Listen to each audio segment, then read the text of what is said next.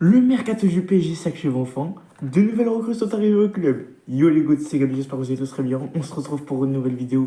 Nouvelle vidéo, actualité mercato du Paris Saint-Germain. Car les gars, ces dernières 48 heures, il y a eu beaucoup de mouvements sur le mercato du PSG. Il y a eu deux arrivées. Lucas Chevalier et Ilyes Zabarni. On va parler de ces deux recrues vu que c'est les seules news qu'il y a eu. On va parler des deux joueurs, voir s'ils pourraient bien rentrer dans l'effectif, voir ce que Luis Enrique pourrait concocter avec. Donc on va voir tout ça ensemble. Avant que la vidéo commence, n'hésite pas à t'abonner. Bien évidemment, on rush les 1K d'abonnés. N'hésite surtout pas aussi à liker, à commenter et à partager ce que j'ai fait. Sur ce, on peut y aller les gars. On y va et on va commencer par monsieur Lucas Chevalier. Lucas Chevalier au PSG, here we go. Montant du transfert, 50 millions d'euros, bonus compris. Contrat jusqu'en 2030 avec le club. Sur l'arrivée, franchement, c'est une arrivée qui fait plutôt plaisir car c'est un très bon gardien. On mise sur l'avenir aussi avec, on ne va pas se mentir parce qu'il est encore très jeune. Et il a fait une très bonne saison avec Lille l'année dernière en LDC, en Ligue 1. Et ce gardien s'est révélé il y a à peu près 2 ans.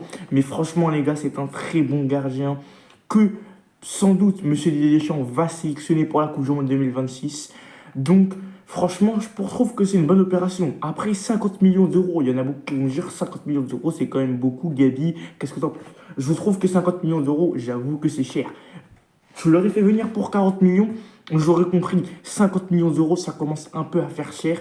Mais après, c'est un gardien quand même très prometteur qui a beaucoup de potentiel, qui sur l'avenir peut rester au PSG encore pendant 10 ans. Un peu comme Marquinhos l'a refait. Donc c'est cher. Mais j'ai envie de te dire quand même, il a un bon niveau. Et je suis mise aussi sur l'avenir avec. Donc je trouve que ça pourrait être intéressant. On va passer au cas Lucas Chevalier avec Donnarumma. Il y en a beaucoup qui se posent la question sur Twitter, etc. Qui sera titulaire entre Chevalier et Donnarumma, etc. Alors les gars, il n'y a pas beaucoup d'informations sur ça, mais les informations, les gars, sont très floues.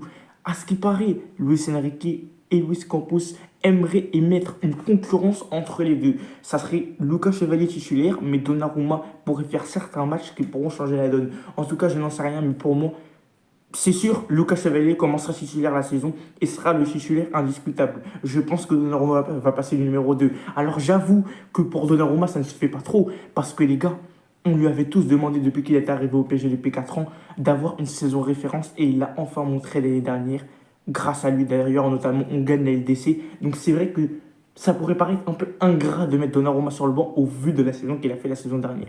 Mais il ne faut pas oublier non plus qu'on a ramené un Lucas Chevalier pour 50 millions d'euros et qu'on ne va pas non plus aussi le mettre sur le banc toute la saison. Donc pour moi, à mon humble envie, en fait, quand Luis Enrique est arrivé au PSG, pour moi, il ne voulait pas de Donnarumma au goal. En tout cas, ce n'était pas son objectif.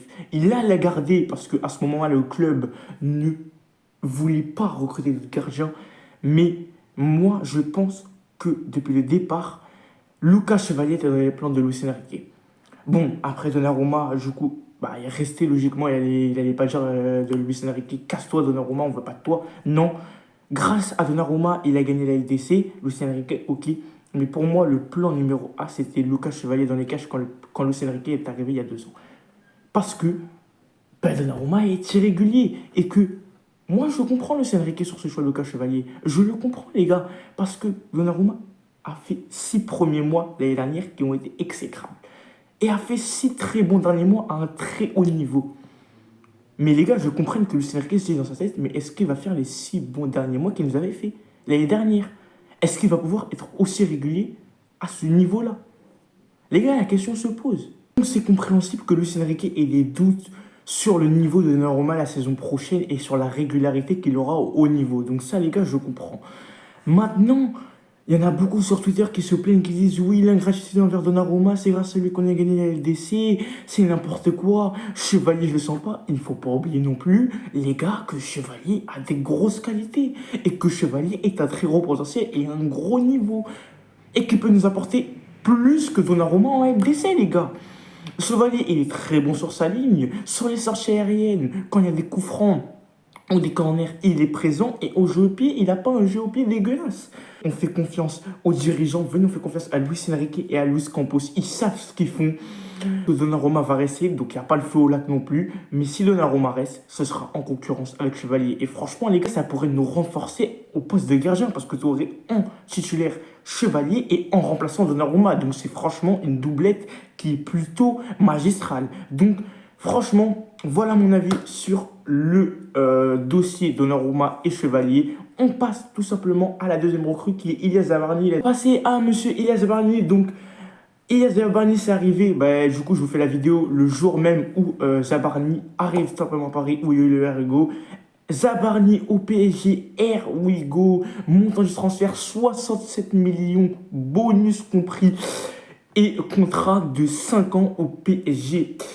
Mon avis sur ça, franchement, Zabarni, pour le coup, là, je pense qu'il n'y a aucun débat, c'est une très bonne recrue. Très bonne recrue, déjà, il est jeune, très gros potentiel. Et encore une fois, ça va nous faire du bien en défense. Je ne vais pas vous mentir. Parce qu'en défense centrale, tu as Pacho, Marquinhos, et pour moi, ce sera la charnière de la saison prochaine. Mais le problème, c'est que tu n'avais pas trop de concurrence, tu n'avais pas trop de doublure. Si tu as un Presnel Kimpembe qui est sur le départ, le PSG veut tout simplement le vendre. Et tu as un Lucas Beraldo qui est bon, mais on le voit parfois dans les grandes rencontres se chier un peu dessus. Donc tu as eu besoin d'un défenseur central qui puisse concurrencer Pacho et Marquinhos. Et Ilias Zabarni, pour moi, c'est parfait. Profil parfait, il est très jeune, il a 19-20 ans, je crois. Il a fait une très grosse saison avec Bournemouth en Première Ligue, qui est un bon club anglais. Et on sait que la Première Ligue, les gars, c'est pas du n'importe quoi, c'est du sérieux. Donc franchement, les gars, ça, c'est parfait et c'est une très bonne recrue très prometteur. Et puis, comme je l'ai dit avec Chevalier aussi, on vise sur l'avenir. De toute façon, avec le PSG, les recrues deviennent de plus en plus jeunes. Donc, du coup, on vise de plus en plus sur l'avenir et ça, c'est bien. Pour moi, ça pourra faire le taf en défense centrale, en doubleur de Marquinhos et Pacho. Après, bien évidemment, il y en a beaucoup qui vont nous dire oui, dégagez Marquinhos, Miché, Zabarni titulaire. Moi, les gars, je vous le dis tout de suite, la saison prochaine, je veux une défense Marquinhos. Voilà, les gars, je veux une défense Pacho Marquinhos.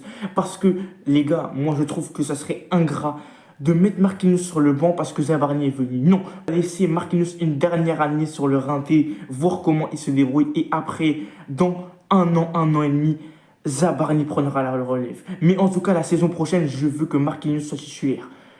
Parce que ça doit être sans doute sa dernière saison au PSG et dans Marquinhos pourra laisser sa place du rinté à Zabarni. Mais pour l'instant, je veux que Marquinhos reste titulaire. Et franchement, ça fait plaisir parce que je pense que Zabarni va être mis dans les meilleures conditions. Parce que quand il va jouer, je pense, des bouts de match, avec Marquinhos à côté de lui, donc ça va lui ramener de l'expérience, ça va lui ramener un peu de level en plus. Parce que Zabarni, franchement, ça peut être un très gros coup. Alors, il y en a beaucoup qui vont parler de son prix aussi. 7 millions d'euros, j'avoue quand même, les gars, que c'est cher pour un défenseur. Et d'ailleurs, Paris a négocié pour avoir un montant un peu plus bas parce que Bournemouth était vraiment très gourmand. Mais bon, les gars, c'est aussi un très bon joueur. Mais les gars, j'avoue que le prix est un peu excessif. Si on aurait pu l'avoir à 60 millions, j'aurais pas dit non. Mais bon, c'est comme ça. Faire capoter un dossier pendant 20 ans, juste pour 3-4 millions d'euros, on a les moyens, on les pose et c'est terminé. Donc oui, Zabarni au PSG, ça va ramener de la concurrence. Et on aura tout simplement la relève à Marquinhos. N'hésitez pas à me dire en commentaire ce que vous en pensez des deux premiers recrues du PSG. Il y en aura sans doute, tout simplement, vers la fin du mois d'août. Tous les supporters parisiens qui sont impatients, calmez-vous. Parce que, comme l'année dernière avec Pacho, on sait que parfois le PSG recrute en sous-marin et après, ils peuvent faire un dossier en une journée. Donc venez les gars, on est patient. En plus de ça, on n'a pas besoin de recruter énormément. Là, ce qui nous manquerait, c'est pourquoi pas un latéral droit pour concurrencer Hakimi, un milieu de terrain et un nouvel attaquant. Mais sinon les gars, on n'a pas besoin de recruter en plus. Donc ne vous inquiétez pas pour ça. Donc n'hésitez pas comme d'habitude à vous abonner, à liker, à commenter, à me dire ce que vous en pensez en commentaire du mercato du PSG et à partager pas déjà fait. Sur ce les gars, c'est Gabigno. On se retrouve pour une nouvelle vidéo ou pour un prochain live. Sur ce les gars, c'est Gabigno. Ciao les gars.